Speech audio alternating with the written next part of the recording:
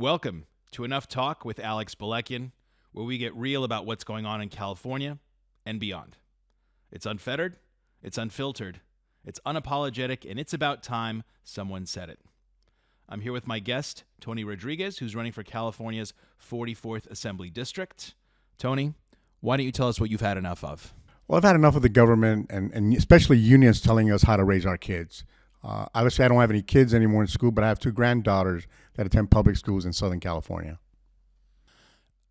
We have had people mention that, and we'll get into exactly what the specifics are about what you've had enough of. But why don't you first tell our audience about ourselves, and feel free to look inside the camera to speak to them directly. Hi, well, my name's Tony Rodriguez. I'm a 25-year Army veteran. I grew up in Northeast Los Angeles, originally from New York. I married my high school sweetheart. We dated. She was my prom date. We got married. At 19, I joined the Army and took her with me to Europe. So we spent a lot of time overseas. We came back home. I was selected for the Army Recruiting Command, and I spent 18 years in the Recruiting Command with the United States Army here in Glendale area. From there, I was part of the marketing team for the Army, the NASCAR part of the Army, and I ended up being in construction staffing, meeting some people through there. I retired from the Army in 2005. I've been involved in my neighborhood since 2005. A couple years back, I just had enough of people like Adam Schiff winning, and I just got involved in politics then. I joined a congressional race with 2 days before the cutoff date. So I didn't plan well, but my intent was a good intent. I wanted to make a difference and have a voice. And I don't want to say for the normal person, but that's what it seems like for a normal person. Somebody that knows how to manage a budget, somebody that knows what they need to do to take care of their own family. And again, I'm a believer that government begins at our home. And I say that because, you know, mom and dad make decisions for the kids, for the families, whether they can go to Disneyland or not. People with the common sense approach to the United States of America, the way it's always been. And I think they're trying to do away with the family unit so they can do what they want with us. So, Tony, you said, wow, 2 days before the cutoff last election you joined. So right now you're running as a Republican. But back then you ran in 2022 for Congress as an American independent. So tell me why that was. I made that decision, Alex, because there was 3 or 4 Republicans running, and I didn't want to take any votes from them. I've been a registered independent for about 7 years, and I 2 years ago when I ran, became a Republican, but I didn't want to take any votes away from the people that I knew had a chance. I was realistic about my chances. I knew that I probably was not going to win, but I wanted to make a statement, and I wanted my name out there so people know that I really cared, just not picking up trash in my neighborhood and not volunteering, not working with the State Disability Board. I just wanted to make a difference. So tell me, you said you were registered independent, so neither party, no party preference.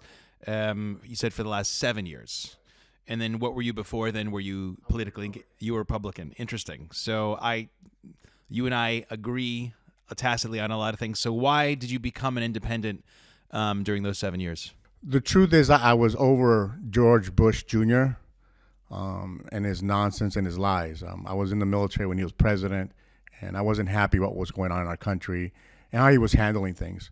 You know, there was a lot of being in the military. We had privy to a lot of information, and that wasn't made public. And I wasn't about to keep serving. And he's the reason I retired from the Army. I could still stay. I could have stayed for another 6 years, and I just had enough. So, in 2005, so yeah, therefore you would call yourself a disenfranchised Republican. Oh yes, I was very disenfranchised. And that is what I would call myself for the last 20 years. Again, I was a lifelong Republican, and I tell people you couldn't be Armenian in the 80s with George Duke Machen as your governor and not be a registered Republican. And I grew up in a Republican household, but same thing with me, starting in 2001, 2002, where the Republican Party stopped being the party of fiscal responsibility and smaller government and started being the party of invading countries and bombing them and regime change and running up the national debt with all these wars. And so but I stayed in the party, except for a 2-month period where I was a independent, where I registered for Congress, and then I switched back to the Republican Party because, as you said, it's difficult. right? No name, no party, no support. It's really difficult to get things started. So you have to play the game a bit. And you're right, you have to. And I didn't want to jump, there was Patrick Gibson running, and I'm a big fan of Patrick. And I didn't want to really step on. We campaigned together. And if you would hear our speeches, you thought we were running out. He was running or I was running, because he was very supportive of myself, and I was very supportive of him, because we have, again, similar values on what we want, what we expect from government, and what we expect from people we elect, right? And I don't want to call him a politician, because I don't think he's a politician. I think he's going to be a public servant, and that's what I'm looking for. I'm people that want to serve, right? And that's really the reason I'm running again. I did it for 25 years, and I want to do it one more time. And I want to use my recruiting skills to find younger people to step in my place, because I don't want to be a career public servant. I want somebody to come in and say, all right, Tony, I'm ready. Here you go. Here's the keys to the car. Go. Right? And I think that's what we lack in the Republican Party. We don't really do a good job of recruiting people with similar values. And even if they don't, at least inform them of the values and educate them. Now, you and I also met face-to-face for the first time at the Central Committee meeting. So I didn't know the Central Committee was a thing. You didn't know either. So for the people at home, and this is what Tony's talking about, because his eyes were opened, my eyes were opened.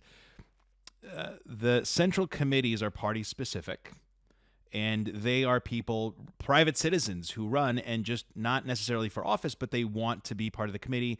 They want to recruit, as Tony was saying, and they want to kind of get people jazzed up. They want to try to identify candidates, support them. But as you said, it was a lot of older people with a lot of older ways of handling things. And very quickly, James and I realized that this is one of the big reasons why the Republican Party is lagging behind the Democrat Party, because they don't have young, vibrant, finger on the pulse people. The TikTokers, the marketers, the Instagrammers who do this.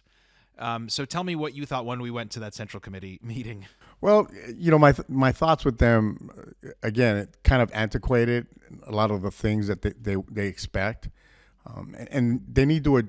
I think we need to address issues face to face, right? I'm not into bypassing something. I just want to lay it out, right? Kind of like at home with your spouse or your husband or your wife, whatever the case is, you want to deal with whatever's going on. You don't want to just, all right, it'll get better tomorrow. We know it's not going to get better tomorrow. We can't keep prolonging what we've been doing for so long, because this is where we're at today, right? Especially California. I mean, California used to be a red state back in the 50s, before my time, but it was still a red state. So there's hope. But we have some challenges, and part of recruiting is getting people registered to vote, right? And not that I care what you register as, but we need to go out there and hold their hand and say, you need to register. And I'll give you a great example. In LA County, there's over 10 million people. Only 900 and about 66,000 are registered Republicans. That's it, out of over 10 million people. And not that I want you to be registered as a Republican. I'm sure the Democrats have the same issue, but we need to get people engaged so that they you know what, I'm going to vote because I don't like what's happening. I don't like the price of food or the price of gas. Great example, Newsom said last week before Thanksgiving that all prices have gone down for Thanksgiving for the first time. Well, yeah, that's what I said, because I went to buy a loaf of Wonder Bread yesterday, and it was $5.99 for a loaf of bread. So I don't know where he gets his numbers from, but people need to wake up, and they see it every day. I don't have to tell them that the price of food is up. Right. They know. Right? They go shopping, and they got to stop buying into the madness. And we need to do a better job of projecting the message, because I think that's part of the problem, that we just don't do enough. We don't tell people the truth. We want to just, and I don't want to say cover it up. We just don't want to tell them the truth. Hey, this is really going on. You need to fight. I need your help. Don't elect me to expect me to do all the fighting.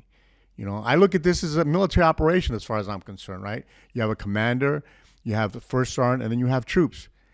If the troops don't fight, that commander is going to lose that battle, right? And that's where we're at now, where I don't want people to elect anyone, even me, and expect me to do all the fighting. I need them with me to fight to the end. That is an excellent point, because with the Armenians, for example, there's a lot of disengagement. Armenians, me being one of them, we love to complain we don't necessarily follow through, or else the follow through is peppered with, oh, my vote doesn't matter because it's, going to be the same crap at the end of the day because, they control everything. So it's this defeatism that pervades. But I just want to go back to one thing that you said about speaking freely, speaking openly and honestly. So you mentioned about you've had enough of the government, unions, etc., telling us what to do and how to raise our kids. So why don't you please expound on that and how you feel? Well, I'll give you a great example. I have one granddaughter she's 12 now, but she was 10. I think 11 actually. And they were using CNN at the school for training or teaching, whatever you want to call it. And it's when the Ukrainian war began, right? Now, she knows I spent a lot of time in the Army. She called me that night crying, Opa, is there going to be a World War III? And I'm like, what are you talking about? Well, the teacher had CNN on, and she was just telling us that we're going to have a World War III because of what's going on in Ukraine, right? And that's it got me thinking, what else are they teaching these kids in school? And the more you dig in, the more you find out that they're not really teaching math, English, and science, right? They're teaching whatever they want to teach the kids, right? Because the kids, that's an audience, right? Think about this. You have it locked up for 6 hours. They're going to listen to the teacher. The kids will be kids, right? They're going to listen to whatever an adult tells them for the most part. And if they don't agree with mom and dad, that's even better because they're kids, right? What kids don't want to rebel against their parents? I mean, I'm older and I still rebel against my parents, right? I mean, so it got me thinking and going to school meetings, and I'm sitting listening to parents, and I'm like, well, this has been going on for a while. This just didn't happen overnight. We've allowed this to go on because we're so disengaged, because we have 2 jobs or we're tired at the end of the day. And my answer to that is, parents, if you decided to have kids, if you only sleep 1 hour, you only sleep 1 hour. Your job is to raise those kids and be fully engaged. But there was also this implicit trust that I am a parent, I raise a child, I'm there to teach them how to be a good, responsible person. I can't teach them reading, writing, math. So we're going to essentially contract that out to schools, right? So schools, you do the education part. We as parents will do the responsibility, being a good person, respectful neighbor part. And you just took that as an unspoken expectation. And then people at different time points started waking up. A lot of people during COVID, where the best thing of COVID was that, right? Because you got to actually listen to what the teachers were telling our kids. But I go back to maybe the way I was a parent. Like I call myself a busybody parent. And you can talk to my son. He's 40 years old, and I was at school all the time. The teachers hated to see me come in because I'd be asking questions. Well, what's this? What's that? Right? But you're right. You trust the system, right? Because the system is there to train your kids on math, English, science, civics. And if it wasn't for COVID, we wouldn't know that they were trying to teach them the other nonsense that they're trying to teach, whether it's CRT or whether it's LGBTQT. It doesn't matter. We need to focus. I don't know if you heard about what's going on in Oregon. In Oregon, they just said you don't need to pass math, English, and science to get a diploma in high school. So, but why? So let's expound to the audience. So why are they doing that? Why are they lowering the standards for receiving a diploma? Well, because everything boils down to racism or inclusion, right? Well, that's not racist. It's not inclusion. 2 + 2 still equals 4. Doesn't equal 5. Math isn't racist. But we've allowed society to twist things around and not challenge it, right? We just don't want to challenge it because we don't want to hurt somebody's feelings, right? And math and science is not feelings. It's just math and science, right? I don't need a school teacher to tell my granddaughter if she has an issue with her sexuality, well, you should do this. She needs to be able to talk to her parents, and the school needs to inform parents. I don't know about you, Alex. When I went to school for sex education, I had to get a permission slip. Right? That was in the 7th grade. There's no permission slips anymore. If a kid misses school, the school's quickly to call your home. Where's your child, right? But if your child wants to do something crazy, they don't have to tell you, right? Which makes no sense to me. So it's and part of it is a communication issue, right? We just don't communicate that, and until things blow up in our face, then we're like, holy crap, this is what's really going on, right? What would you propose? Where would you? What is your proposal to start fixing that problem? I know it's a giant problem, and we're not gonna, fix it all in one podcast. But where would you like to start? Where do you think you would? Well, I think first of all, I would like to start with making parental rights a priority. Right. I want to put the onus on the parents, not the government, because I think the government has a tendency to think that parents, we can't do our jobs, so they're going to do them for us, or they can do them better. And you have some narcissistic people in California, that think they know everything, right? And we kind of, again, I go back to it's our fault, right? Yeah. Right? It's like a combat operation. If I know the enemy's there and I don't do anything about it, it's on me, right? How many people I bring back home or not. So people just got complacent and just, they're doing what's best for us. And really, no, they're not doing what's best for us, right? And I'll use my granddaughter, the one with the disability, right? We have meetings every 3 months, right, to go over goals, right? We have input. So tell us, because we were talking off camera, so tell us about your granddaughter, your other granddaughter. I have a granddaughter. She just turned 12. She looks like she's 6. She has Down syndrome. So her mental capability is about maybe 5 or 6 year old. Very smart girl, very energetic. We have meetings every 3 months with the school, a psychiatrist, to decide, how much inclusion, because the school still controls that, right? My granddaughter loves to run, right? They don't like kids with disability to run. They want to hold their hand and have them walk. Well, she likes to run. So it was a long fight just to get them to let her run with the other children, right? Because she just likes to run. And so it's always a challenge, but at least parents are allowed to go in there and discuss, can we do this? Can we do that? A lot of it has to do with safety and somebody monitoring her. But there's a way that we can talk. So I don't get why we can't do that with the other kids, right? They talk about inclusion, but they don't really want to include everybody. It's whatever is the flavor of the day is what they want to include. So parents do have rights. A lot of them don't know they have rights. A lot of them are afraid to challenge the system.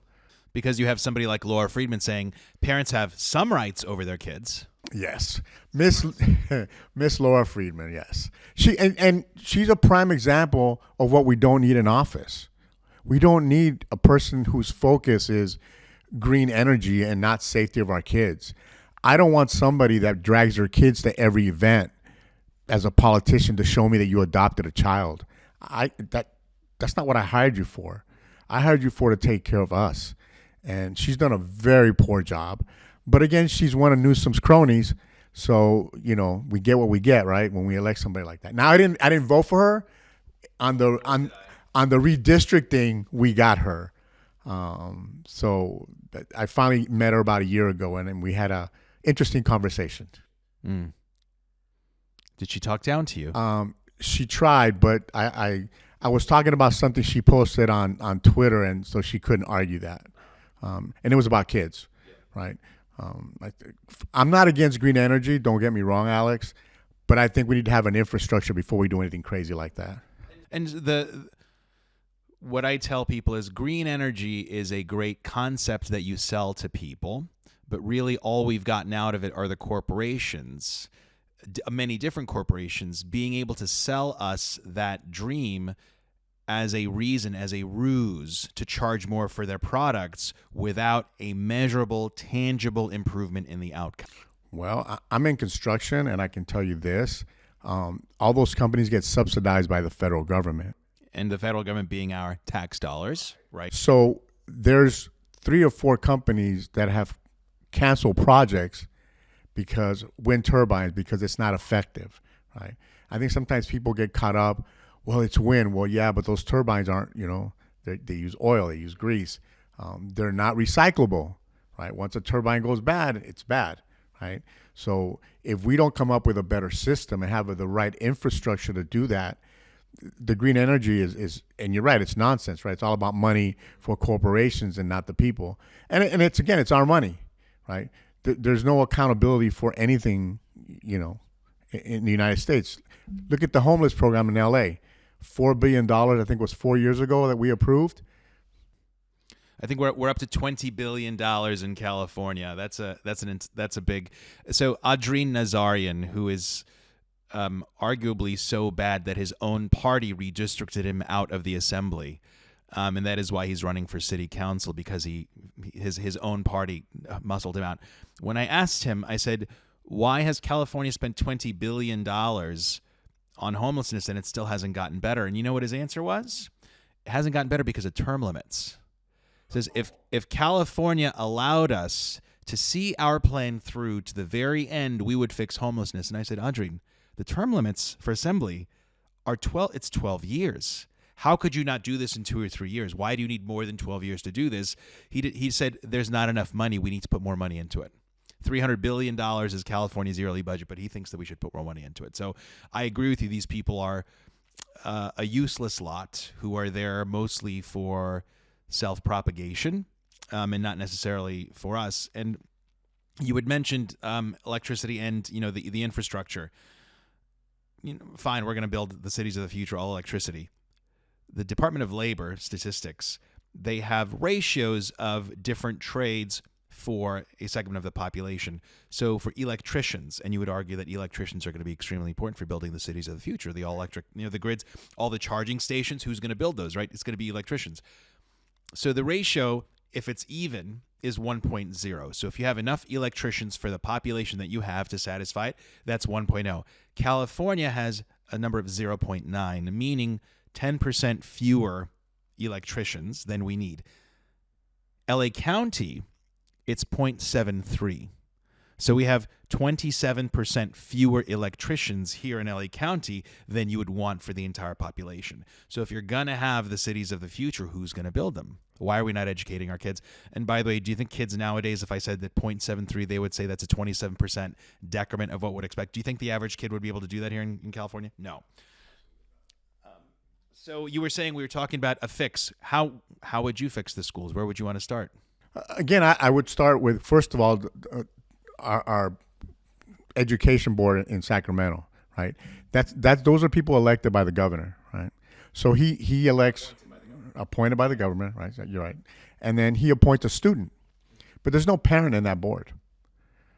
There's no viable parent that has a child in a public school. So he has his 3 cronies and a student that they control for the state board. And I would change that. If you don't have a kid in a public school, you're not going to be on the board, period. I think that's the first thing. There should be more than one student. That's the other thing I have. And I know I get a lot of flack for this, but I don't believe in a union for the schools. You mean for teachers? For teachers. I don't think public schools, actually, if it was up to me, no government job you'd be allowed to have a union. There's enough laws in the books to protect employees. There's enough of that, right? When they want a pay raise, they're competing against a taxpayer, and I don't have a say-so in that, right? Somebody else does, and I'm not a big fan of that. So it's funny they say that. Yes, I'm not against unions in general. I'm against public sector unions. So, for example, you have the auto companies, Ford, GM, where their workers are striking. Ford and GM, those are large, publicly owned corporations with greedy CEOs whose allegiance is to their stockholders, not to their employees, right? So at the end of the day, they need to post a profit. So they're going to squeeze out a profit wherever they can. So if those employees say they have too low pay, too long hours, terrible work conditions, do those workers have a right to get together and bargain against the greedy CEO? I say sure. Because do they have any power, do they install the CEO?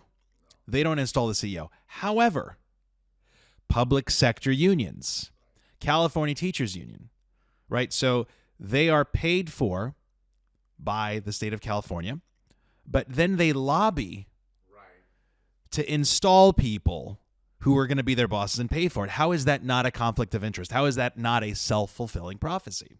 You're right, it is. And I think, again, what's happened is we've gotten complacent because we've always wanted the employee to be protected, right? But again, I go back to my Army days where we didn't have a union, right? But we still had rights, right? We still had codes that we went by and rules and regulations.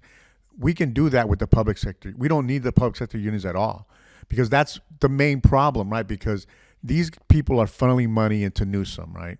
whatever Newsom, and Newsom's going to do whatever they want him to do. And not just Newsom, everybody in the assembly, right? You look at my mother just sent me. She said, "I can't believe he takes so much money from public sector unions." Anthony Portantino gets paid by them. Laura Friedman gets paid by them. Like, they're both darlings, and all these people, the supermajority in Sacramento, who make the laws favorable to the unions, are then elected by the unions. Right, just like Senator Weiner. Yes, He's another example of I'm just gonna say a horrible human being. Right, I'm just gonna leave it at that. I like to say he's full of horrible ideas. I don't touch him as a human being. I don't know him as a human being. I don't know him, but I agree with you. He has terrible ideas. He does have, okay, we'll call it ideas, right? Terrible ideas, right? That he is a big part of the problem in our state because he's the driving force.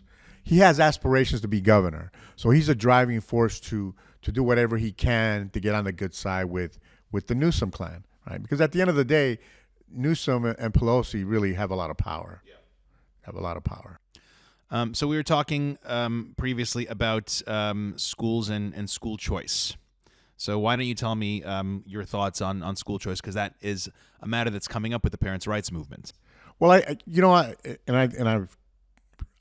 I'm a fan of school choice, and it doesn't matter if it's homeschooling or Catholic school or Christian school or some private school. Parents should decide what training their kids get or what kind of schooling they get, and one school that's focused on civics, math, English, science. There's a program that on State Disability Board they use, right? It's called Self-Determination Program, right? Where they take the money that goes to that child or an adult with a disability and give it to the parents or whoever is responsible for that adult, right? And the adult then decides what kind of treatment or training or class they want to give their person, right? So I'll use my grandchild as an example. The state of California used to decide you're going to do ballet whether you like it or not, right? And we don't agree with that. Doesn't matter. The state decided that. So we went into the program called self-determination, where the parents have all the responsibility. That's the key. Everything includes you have to find the people to do it. You have to pay the people to do it. So you have to know workers' comp laws and all that, and you have to keep all the finances straight because you have to report that to the government, right? But it helps the parents get better at managing their child, what they need done. My granddaughter loves animals. She loves horses. She has a fantastic time with animals. So they put her, she goes every Wednesday for 2 hours to go ride horses. Rather than ballet. That's her thing. She likes horses. And who chose that for her? Her mother. Right? No, not the state. And that's it. And so why can't we do that for the schools? Why can't we have a pilot program? If you don't want to go full blast, then let's have a pilot program. Let's start it in Southern California or San Diego and say, okay, parents, we're going to give you the money. We're going to start this pilot program, and it's up to you to make it work. And these are the parameters of the program. And even if you're not choosing a separate school, you're not saying, oh, I'm going to go from public school to private school or public school to homeschool. Why can you not have that same input and information just on the regular everyday curriculum that they're having, rather than finding it out when a shutdown happens? Right. And part of it is because they know that parents aren't engaged, right? Because we're trusting the system to teach our kids properly. We're trusting them to have them say the Pledge of Allegiance, right? I didn't realize that they took that out of the schools until I went to one of my grandkids' schools. Have they really? Yeah, they do it on Fridays now, but they before homeroom every day. Right, it should be, right? And it's not happening, at least in that school district. So, and then you also have people like Emily Weisberg in the Burbank School District who refuses to stand for the Pledge of Allegiance. Well, and you have people in office that don't even know the Pledge of Allegiance. And I won't say their names, but everybody knows who they are, right? They don't even know how to say it. They don't even remember it. Which is Joe Biden. Is that what you're saying? Yeah. He can't remember half the things that he says. Not just him. I mean, Kevin De Leon, LA City Council. He's messed it up twice on the board. I'm sure he uses that same excuse when he says that, oh, the things I said on that recording, I just messed those. Right. And he's still there, right? Right. Still there. He won't leave. But I think a lot of it goes back to educating people and kind of like what COVID did, right? It kind of educated parents to wake up. Glendale parents really woke up, right? It's a big fight in Glendale. I think Glendale was really the beginning of everything around here, right? And the Valley now is moving into that. It's happening in San Diego. It's happening in the Inland Empire. And you know, it's just a thing that we need to just make sure that people are aware of what's happening. I don't want you to show me on a website everything you've done after you've done it, right? I want to know what's going on now. And I think some people in office don't want us to know what they're doing now. And I think it's important, and this is why I just kind of want to bring it around and give examples in history. Sure, it's great to generate resistance. Some would even say a revolution to try to change things. But if you don't have plan B to replace current plan A, you're going to create a vacuum. And something or someone is going to come into that vacuum that may be better or may be worse. Who knows? And the two examples that I give, unrest in the Middle East, right? You had the Iranian Revolution in the late 70s, where it was primarily students, angry students who toppled the Shah. Same thing with the Arab Spring in Egypt. There were angry students who toppled Hosni Mubarak. And then in both cases, they got toppled, like, yay.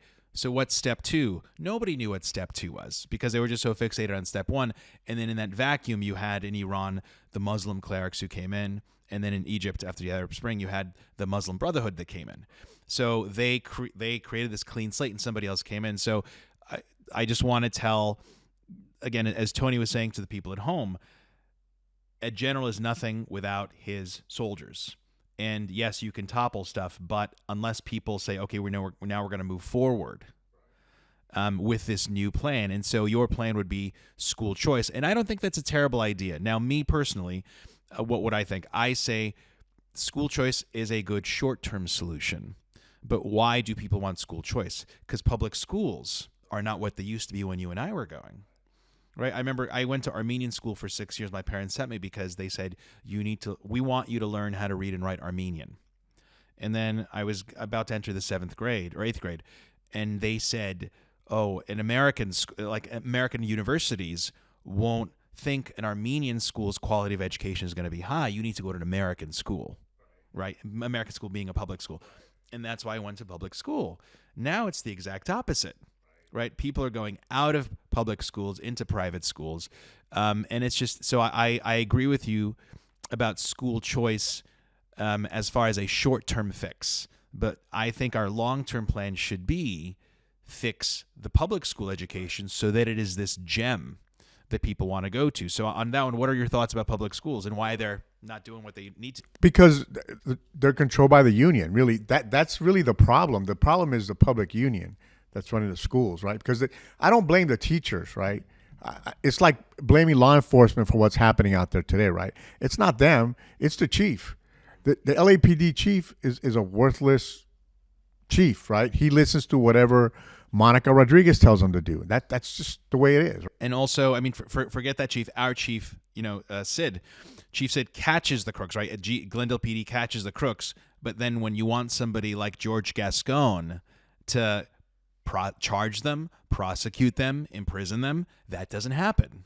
So even if your chief is good, like our Glendale chief is, then you're still stuck with these people who just make things worse. So yeah, George Gascon also, again, you were saying the public sector. Right. I mean, that's really the main problem. If you disband the public sector unit and let teachers do their job, we won't have a problem. Right. I mean, I truly believe that people that go into that career truly care about our kids and they want to teach them, but their hands are tied, right? Some of them are crazy, right? Like in everything else, right? We have pockets of people that are not good people and are good teachers or good cops or good service member or good doctors, whatever, right? Yeah. We have them all, but most of them care. They go into that career because they want to teach, right? So their hands are tied, and they're not going to come out and say, my hands are tied, because they don't want to lose their job.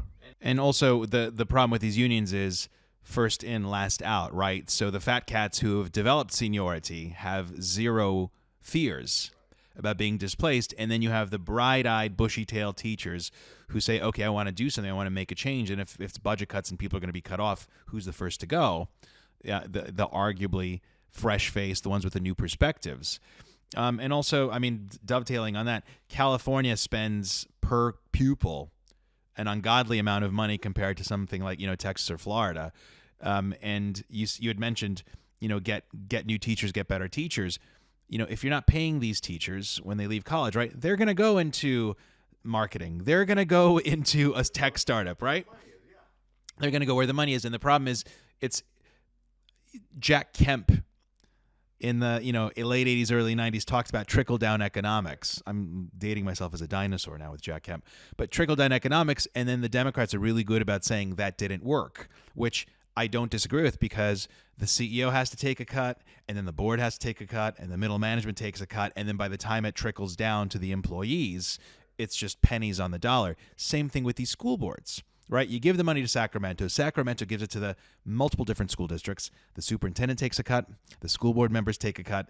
The teachers union takes a cut, and then by the time it trickles down, it's pennies on the dollar. When you have a superintendent making, over $200,000 a year, right, and you have staff people making six figures underneath him, but most teachers don't, right?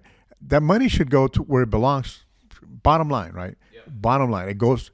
Whether it's law enforcement, whether it's a public hospital, no matter what it is, money should go to the people doing the work, right. And it doesn't. And the reason it doesn't is because, again, we have these public unions, and I know about them because my line of work, right? I have to deal with these people all the time when it comes to bidding for contracts, right? It doesn't matter if my bid is lower than theirs; they're going to get the contract no matter what I do, right? Because the impartial people who decide, they belong to some politician. Right. And that's a politician, not a public servant. And that's the problem, that for whatever reason, people are afraid to elect, I don't want to say normal people, but just normal person who owns a home, who struggles every day, who works 10 to 12 hours a day, who doesn't have a law degree, who doesn't have a friend in politics. He or she just want to do the right thing for his neighborhood or her neighborhood. Right. And that's what we lack at this point. I mean, I was actually reading an article yesterday, the day before, about LA City Council being so difficult. So I read this: to run for LA City Council, to get on the ballot, you need 500 signatures from people in your district. I mean, so my husband James is running for Glendale City Council. He needs 100 signatures. I got 40 signatures, the minimum, right? You can get more to decrease the fee that you pay, but for LA City, it's 500. And I was reading about this guy. I think they said something almost 60 people. I don't know the exact figure, but 60 people and were trying to enter, wanted to register, but only 17 people managed to get their 500 signatures. And this is, would you say it is an intentional hurdle placed to trip up the everyman and everywoman? It is very intentional. And I'll speak for my district, District 7, where Monica Rodriguez has been. She was the chosen one from the Eric Garcetti days, right? And she has aspirations to be mayor at some point. No one has ran against her except the first time she ran. There was 33 people. And out of the 33, I think 12 got the 500 signatures.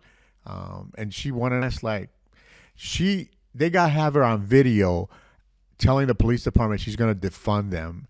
And she still won re-election because she's part of the crew, right?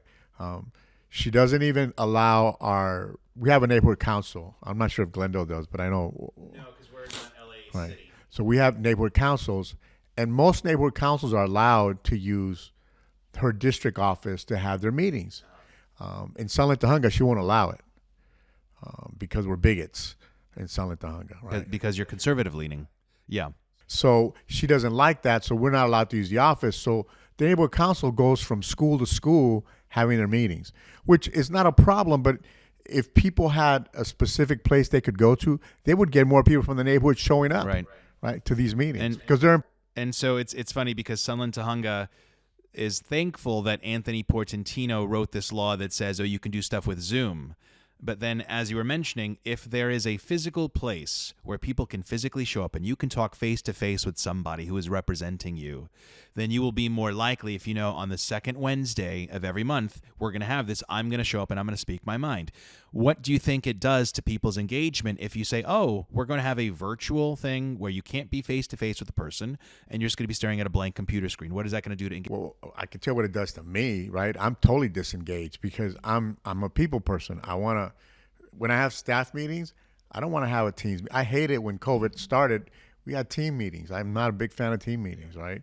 I want to see everybody. I want to talk to everybody because then I can tell if you're sad, if you're happy, what your concerns really are, right? If you're talking to a computer screen, people could just not say anything what they really mean for whatever reason. And you can tell by the meetings, right? We have about 10 to 12 people show up to every meeting. It's always the same people, right? No, you don't get it. You don't get new people, so we don't get to talk about what's really going on, what we know is going on in the neighborhood, right? We had a big incident in San Tahunga a couple months back after National Night Out, right? A lot of people came out. That night, they gave a tip to LAPD, and they were able to close down a illegal gambling place, right? Otherwise, it had been going on for years, and nobody ever said anything because nobody goes to the meetings, right? The people that knew about it. So it's kind of, it just, to me, it gives people a warm and fuzzy. Like when you're elected to Congress, I would expect you to come have a town hall meeting. If not you, your assistant, to just listen to me, right? Just, hey, Tony, what's going on in your neighborhood? Hey, Alex, this is what's bugging me. This is what's going on. To give you an idea what's happening. Because if you don't know, you can't fix it. So the excellent point that you bring up, and I'm going to go off on a slight tangent, but this applies also to every office, right? Assembly that you're running, state senate. So a lot of people don't realize. Well, a lot of people do remember, right? Adam Schiff. They say, "What? Adam Schiff is not a resident of California?" They're trying to get the man on fraud because he remortgaged or refinanced his home in Maryland being very close to Washington D.C., and he declared that as his primary residence because you get the homeowners the tax exemption, and you also get a favorable rate. So people said, "Oh, well, he's cheating us." Well, no, because even if we live in California. Oh, I live in Nevada because I don't want to pay the state income tax. What does California do? They say, how many days of the year do you spend in California? If you spend, half plus one, you're a California resident. We're going to take it from you. I don't fault him for declaring that as his home because the man is there all the time. But as you said, why does Adam Schiff not come back to meet with us on a regular basis? And what a lot of people don't know is the votes in Congress. So Newt Gingrich, in 1994, they consolidated all the votes in Congress over a day and a half. So people are come in on a Tuesday evening and they vote. You vote all day on a Wednesday, and then Thursday morning you vote, and then you go back to your constituents. So Thursday, Friday, Saturday, Sunday, Monday, you're with your constituents. Now they've changed it, like the voting day is not a Wednesday, it's on a Thursday, but the actual voting takes place over a 36-hour period. And that is intentional so that you don't hang out with the lobbyists in Washington. You go back. People don't realize that's why Barbara Boxer didn't run for re-election, because she said, fuck this. I got to go back and forth. I'm not going to do this. Dianne Feinstein didn't care because she was on a private jet. But Barbara Boxer said, I'm not going to be, going commercial. But you don't have to be there. So Adam Schiff should be here himself. He should not have a staffer. Who is this staffer? I don't know who this is. This is an unelected individual, right, who may or may not care what I say. This person is there intentionally to shield Adam Schiff. When Anthony Portantino writes a law that says you as a parent are going to be fined with a $1,000 misdemeanor charge if you, say something that's going to offend somebody at a school board meeting, right? Parents were like, I need to talk to you. Did they talk to him? No. He ran away as fast as Anthony Portantino can. And then he had, somebody there. So I completely agree with you. Well, I agree and disagree with you. You should expect your elected officials to be there, and it should not be their staffers. It should be them. No, I agree with you, but I know sometimes things happen. I would expect a representative to be, I expect you to be at every neighborhood council meeting. Not necessarily you, but your representative, right? And let's talk about, or at least on a regular basis, so we right? can tell you what's going on in the because we know, right? We know what's happening in our area. You don't know. Right. We have to tell you, hey, I need your help, and this is why I need your help, right? And if you don't know, you can't help. That's my thing. But most of them don't want to come down and know what's going on, right? They want to live in their little fantasy world and come down for a parade, right? I'm not a big fan of that, right? And I spoke at my neighborhood council meeting when they invited Adam Schiff to our parade. I was against it. I'm like, we're always bashing him. He doesn't come out here, and then all of you want to take pictures and shake his hand. I'm like, we're hypocrites. I don't want to be a hypocrite anymore.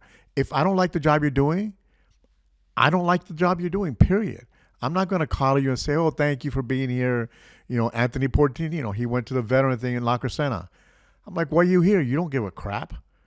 I'm like, but I know why you're here, because it's election season. So you're going to come and show your face, right? And shake hands and kiss babies.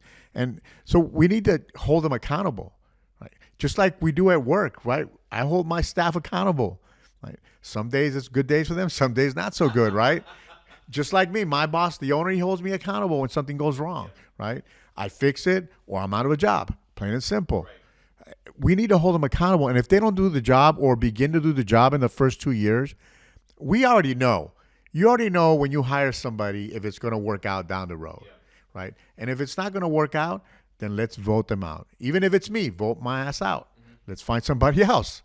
Right? I mean, that's how I feel. Kind of in the Army, if you don't do your thing, you're not going to get promoted. If you're not going to get promoted, you're going to be pushed out early. Right? Only the people that do their jobs are going to get promoted and stay forever if they want. So it's the same philosophy we need to have with our elected officials. If you're not doing your job, like Monica, the minute she said, I'm going to defund the police, I don't care if that's how she really felt. For her to say it publicly, that was wrong, right? You do that in your meetings behind closed doors. You don't do it publicly. You don't do it to cops. So why don't you tell us, actually, so in Sunland, Tahunga, you all have LAPD, right? Because you're part of LA City. So here in Glendale, we have Glendale PD. So tell me what has happened, if it has anything changed, because, here in Glendale, we had smash and grabs at the Americana, which is, new for us. So tell us how the crime and homelessness situation in Sunland, Tahunga Homeless, we don't have a lot of homeless issues. They pushed them out to the wash. So they're in the wash, most of them. We do have a lot of. You mean in the Winnebagos? Yes, Tahunga Wash area. Crime has gone up. I just went to a coffee with a cop last week. Robberies are up about 16%. Car thefts are up, specifically Hyundais. They're targeting those vehicles. Rape. Are they blaming Hyundai for making them easily stealable? Yes, of course they are. Right. They have a program. I think for people at home who don't know, was it Ayanna Pressley? I think it was Ayanna Pressley. Some elected official was blaming Toyota for making catalytic converters that were easy to steal rather than the thieves who were stealing them. But because that's easy to do, right? Right. Just blame. Kind of like, I don't know if you saw the news. There's this report on a staffer that works for Governor Newsom. He shot a girl at 17 in the back, yes. Right? She's paralyzed. Right. He's part of his staff. Yeah, and he got off early, right? He got off. Well, he only spent 6 years in jail, and he was sentenced to 163 years. Did he get let out early by the governor? Yes. He was pardoned? Yes. Whoa. So he's out, and I don't have a problem with helping people, right? But what about the victim? Yeah.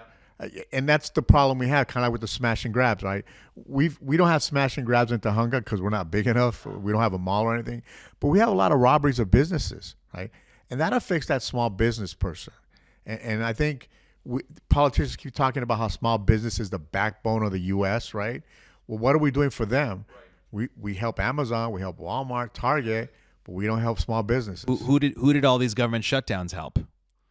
They help the people who had an online platform already, and those are going to be the big corporations. They're not going to be the mom and pop shop. They made money, right? Mom and pop aren't making money. They're just making a living off their business, right? And we don't do enough to help them by controlling. We can control a lot of things in the government, right? We can control workers' comp, right? That'll help a small business, right? If we can manage workers' comp for them, right? Instead of, well, we know what? We're going to charge you this because of all the fraud. Well, you allowed the fraud. Right. If you allow the fraud, shame on you, government, right? And you also heard how Governor Newsom, to shore up the budget, didn't pay federal disability monies back, defaulted. I forget. I mean, it was an ungodly amount, and so the federal government said, "Okay, fine, we're going to fine California." So the employers, me, I'm a small business employer, right? I'm a small business owner. So I am paying what Governor Newsom failed to pay. And that's on us, which I think is absolutely ludicrous. Well, it goes back to, we need to educate people, right? Kind of like his $20 an hour minimum wage, right? people don't really people don't understand the concept behind the $20 an hour pay raise. It sounds great in theory, but you got to think about the cost of the small business, right? So he's not telling people, well, it's going to cost a small business this, 20% based on the comp code they're using or whatever, right? So that $20 is not really $20 anymore. It could be 30, it could be $40 an hour depending on your job. And when you have a $30 Big Mac that you're finally paying for, then people are going to say, hey, what's this? Why are the prices so high? And then what is their fix going to be to it? Too late then, right? There is no fix because you've gotten to the point, kind of like with schools. If it wasn't for COVID, a lot of this wouldn't be out there, right? And now we're like, oh, crap, what are we going to do? We need to stop this. Well, now it's a battle because now they're entrenched and now we got to push back. And same thing with minimum wage. We don't let people know that how it affects a small business unless you own one. Right. You don't know it. Correct. That's true. Right? And I'll be the first to tell you. When I was in the Army, I didn't know anything about that. When I got into construction and I saw workers' comp costs and I saw what an injury would cost me, I was like, holy crap!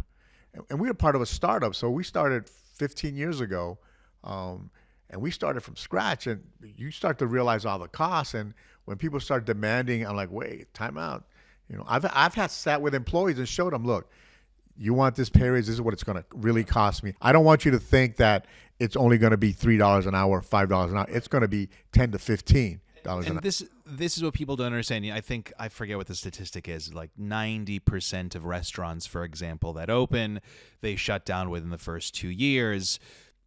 People say, oh, you're a really good cook, you should start a restaurant. No, you're a really good cook, you should be a chef in a restaurant. Because a lot of people don't realize I have to have workers, and if these workers have a certain minimum wage, then I have to give them benefits. I actually have to give a retirement. So because I have more than 5 employees, I have to set up for them a retirement account as per state of California laws.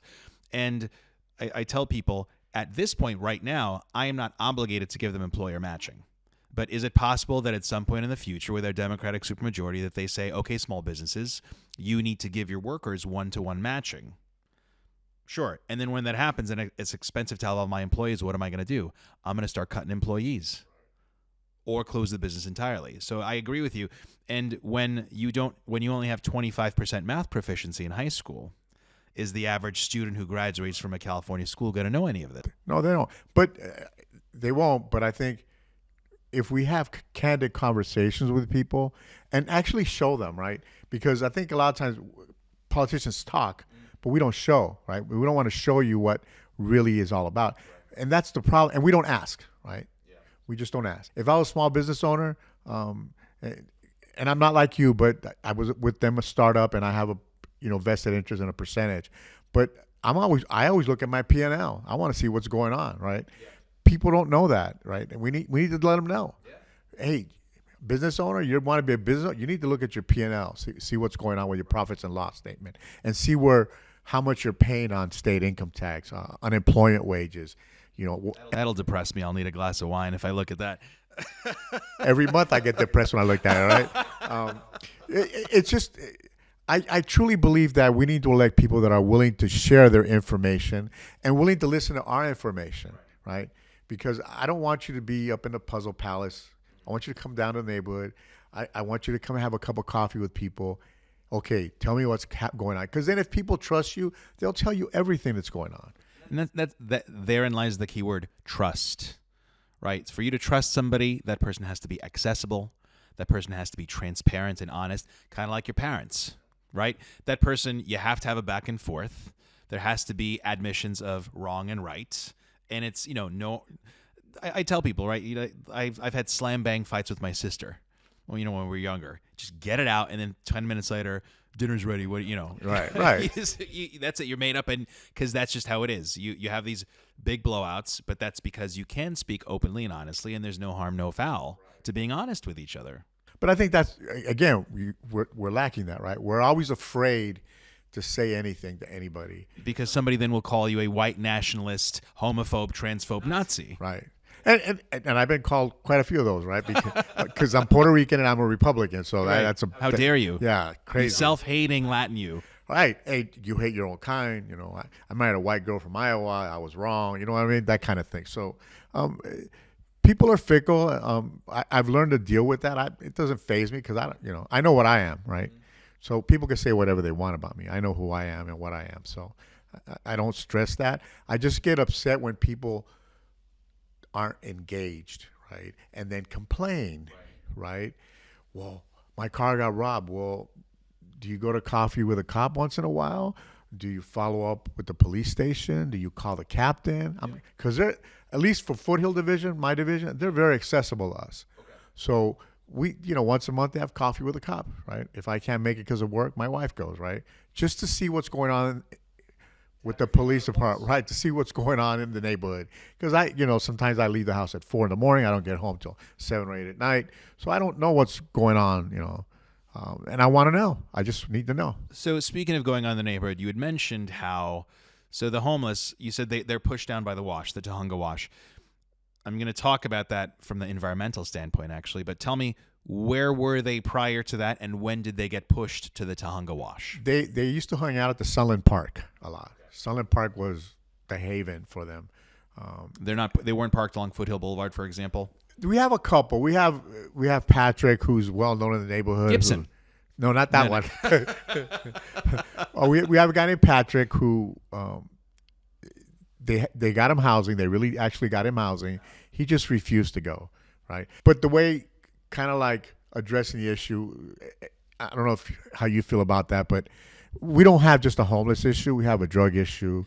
It's a mental health issue, right? And we're not addressing those issues. Because drug addiction is a mental health disease. Patrick is a druggie. I mean, he truly is, right? So no matter what we do, Patrick is going to stay in the streets. He's been brought back to life, I think, twice in the last 3 years with narcotics. From an overdose? Yeah, right? So he's been doing it, and people condone his behavior by giving him money, right?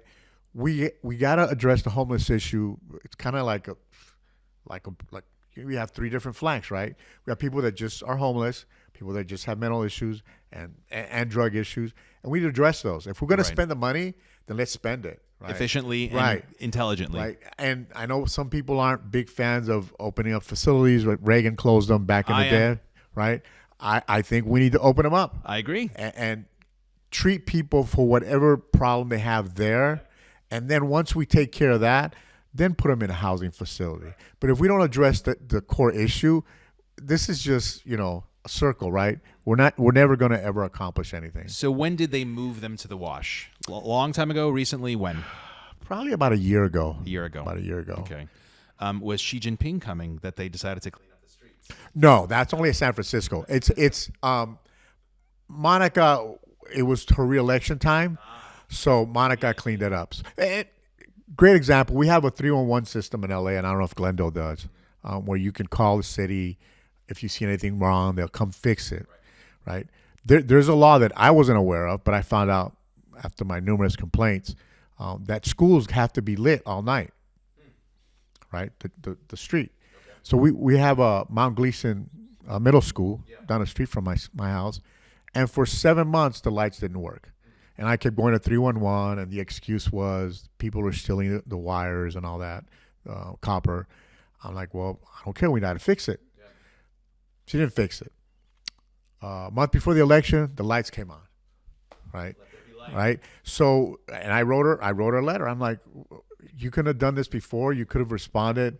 The excuse was that they were, her staff members were being replaced, and nobody could get back to me. Blah blah blah. So I know we can do things just like in San Francisco, right? How long did it take them to clean up the streets in San Francisco for the Chinese president, right? Yeah. A day. We do it for China, but we can't do it for our own. That mind-boggling to me why we can't do things like that. Is Monica, so you'd mentioned somebody like Laura Friedman being very green, right? Is Monica similarly green? Is she all about the environment and, She claims to be. She claims to be. So the reason I ask this is the Winnebagos, they're all by the wash. The Winnebagos have toilets in them. Where would they empty their septic tanks? Right there in the wash. Right there in the wash. And is there a sewage treatment plant that the wash goes into first before emptying out into the ocean? No, there isn't. So we actually have human waste going straight into our oceans, causing an environmental crisis. Penny wise and pound foolish. Right? So I agree with you. You hide. What they do is they hide, right? They hide everything, and you don't see them. So oh, they're not in the park anymore.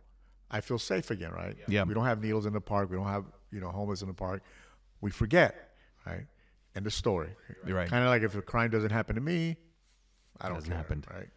And that's the wrong attitude to have. I think we should, and I don't want to age myself or anything, but we need to go back to the days where people were kind to each other and neighbors knew each other and helped each other, right? You help your family first, but then you help your neighbor if they need something, right?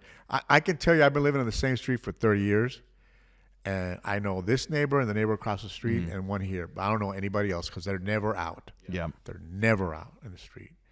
Nobody. It's a quiet street. Nobody says hello.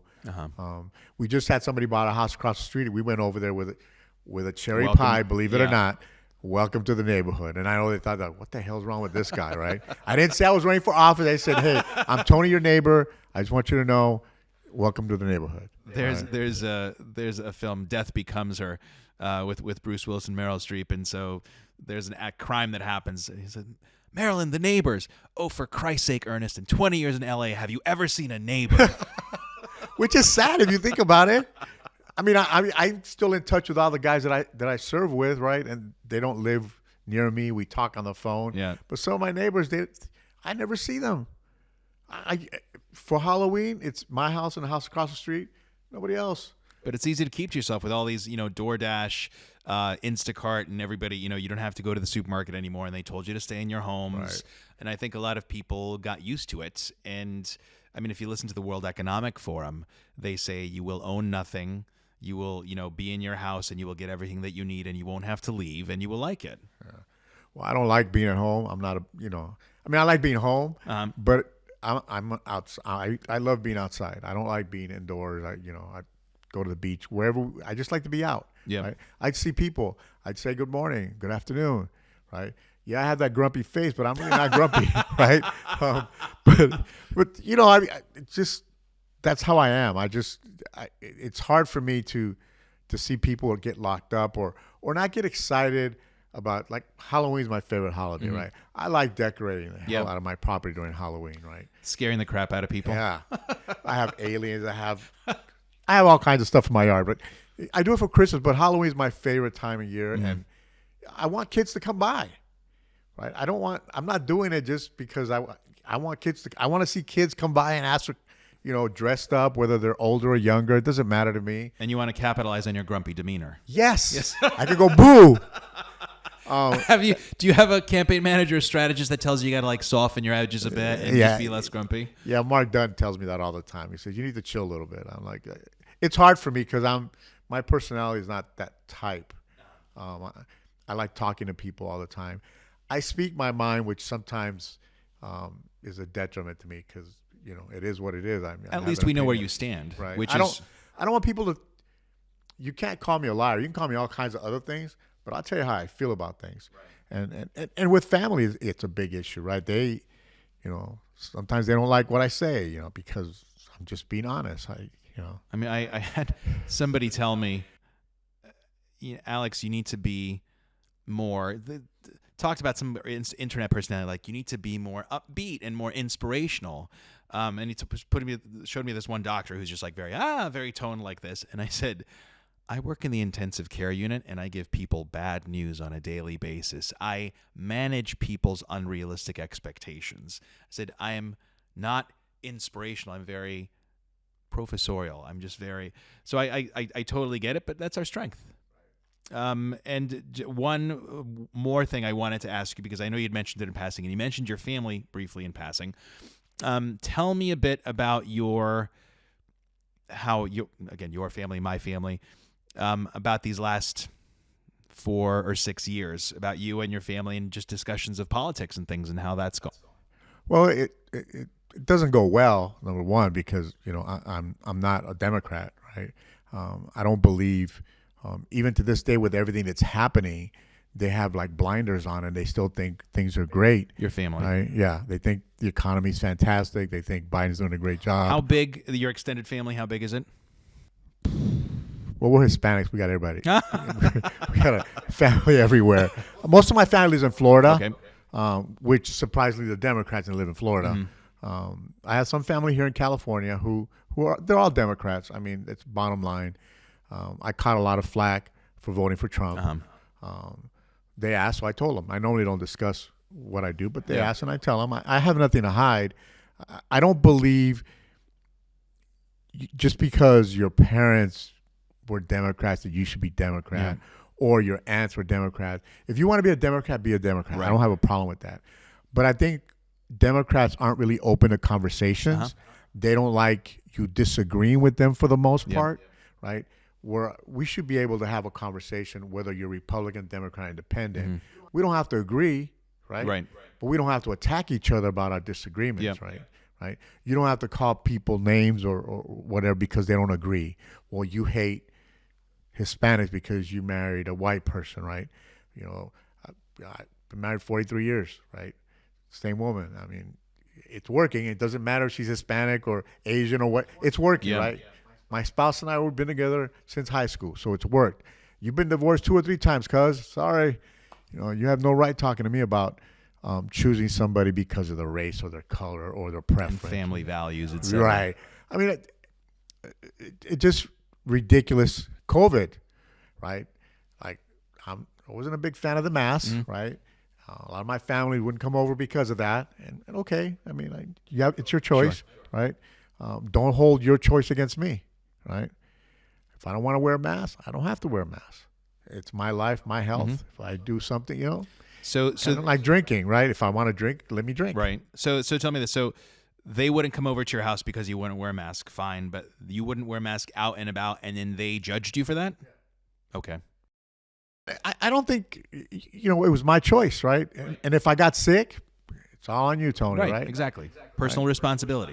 I had COVID once through all this time without any other nonsense. So, you know, I learned a lot about people during COVID, I'll tell you that, right? I learned that people aren't very clean. Right? I started to notice why they were getting sick so often, right? Yes. Right. You don't wash your hands. Well, that tells me a lot about you, right? So you start. I never focused on things like that until COVID. I'm like, wait a minute. Especially in the men's room, I'm like, okay, now I'm not shaking your hand ever again, right? Because people, they don't think about that stuff, right? Yeah. It's not that they're dirty anyway, but they just don't think about doing certain things. And like, again, maybe because I was in the Army, we were always washing our hands. We were always trying to keep ourselves healthy. So Very regimented. well, yeah, I mean, it's very structured, right? We lose some rights, I'll tell you that, but it's very structured. And our job, you know, our rights aren't as important as your rights, Right. right? We're there to stand watch so that we could do what we do every day, right? And people forget that. So Tony, thank you. I was going to ask you, is there anything that you would like to tell our audience directly? Any events coming up? Any reminders that you want to give them about what to look out for? Well, we're going to start posting some events on Instagram and Facebook. You can reach me at Tony, the number 4, California.us. That's my website. If you care to donate, please donate if you can, because I have a big fight against me. I'm running against 5 people, 5 Democrats to be exact. I'm the lone Republican, but we have hope. We have hope. We need to get together. We need to make sure that you guys can volunteer and help all of us. Not just myself, but Alex, Patrick Gibson, other people out there running, that we have the same mindset. We want to take care of our own. And I mean our own people, our own neighborhood, our own areas, our own districts. So if you don't know who we are, look us up, check us out, because we're here to help you. But again, we need your help. We can't do it alone, right? Alex can't do it alone. I definitely can't do it alone. I need an army behind me, and I have people to tell me what's going on so we can fix it, or at least address the issue right away. Thank you, Alex, for having me on today. Thank you. So everyone, that was Tony Rodriguez, again, candidate for California's 44th Assembly District. This has been Enough Talk with Alex Balekian and my guest, Tony Rodriguez. Thank you for subscribing, commenting. Send this to your friends, send this to your enemies and your frenemies, and we'll see you again soon. Thank you, Alex. Of course.